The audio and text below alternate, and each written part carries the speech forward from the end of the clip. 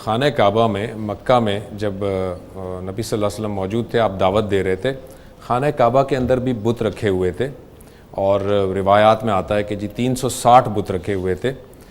اس وقت بھی جو مسلمان تھے، صحابہ تھے، وہ خانہ کعبہ کا طواف بھی کیا کرتے تھے، عمرہ بھی کیا کرتے تھے۔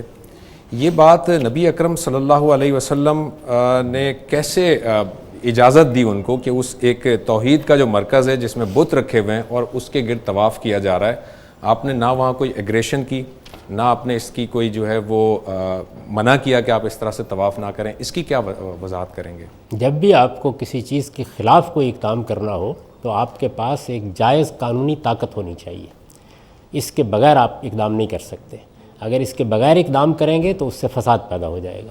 تو رسالت مآب صلی اللہ علیہ وسلم نے اپنے اسوہ حسنہ سے ہمیں یہ تعلیم دی کہ جب آپ کے پاس حکومت کی طاقت آ جائے، جو ایک جائز طاقت ہوتی ہے، اختیار آ جائے آپ کے پاس، قانونی اختیار جس کو کہا جاتا ہے، اس کے بعد ہی آپ کسی برائی کا خاتمہ کر سکتے ہیں۔ جب تک یہ طاقت آپ کے پاس نہیں ہے، آپ کو صرف بات کہنی ہے، دلائل سے بتانی ہے۔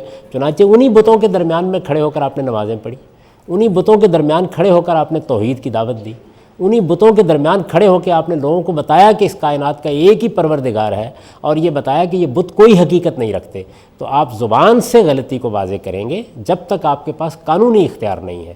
جب قانونی اختیار ہوگا تو پھر آپ اس چیز کو ختم کر دیں گے۔ یہ بالکل ایسے ہی ہے کہ جیسے اگر ہمارے پاس قانونی اختیار نہیں ہے تو ہم کسی مجرم کو بھی سزا نہیں دے سکتے۔ ہمارے سامنے اگر کوئی آدمی چوری کر رہا ہے، بدکاری کا ارتکاب کر رہا ہے، تو ہم اس کو سمجھا سکتے ہیں، ہم اس کو تعلیم دے سکتے ہیں، ہم اس کی تربیت کر سکتے ہیں، لیکن جب تک ہمارے پاس قانونی اتھارٹی نہیں ہے اس وقت تک ہمیں یہ حق نہیں کہ ہم اس کے خلاف کوئی کام کریں۔ تو رسالت مآب صلی اللہ علیہ وسلم نے اپنی امت کو یہی تعلیم دی ہے کہ ہمارا کام یہ ہے کہ قانونی اختیار کے بغیر ہم صرف دعوت دیں گے، صرف پیغام پہنچائیں گے، آرگومنٹ کے ساتھ اپنی بات کہیں گے، اس کے آگے کوئی اقدام نہیں کریں گے۔ اور ظلم اور تشدد جو ہو رہا ہوگا اس پہ بھی کوئی جواب دینے کی پوزیشن میں آپ نہیں ہوں گے تو جواب نہیں دیں گے؟ ایسا ہی کیا گیا۔ چنانچہ آپ کو معلوم ہے کہ رسالت مآب صلی اللہ علیہ وسلم کے ساتھیوں پر بہت مظالم توڑے گئے۔ خود آپ کو ایک لمبے عرصے تک بائیکاٹ کا سامنا کرنا پڑا۔ بالکل۔ شیب ابی طالب جس کو کہتے ہیں، اس کے واقعات بڑے دلخراش واقعات ہیں۔ بہت سے لوگ ایسے تھے کہ جن کو حبشہ ہجرت کرنا پڑ گئی، بعض خواتین کے پیٹ پھاڑ دیے گئے،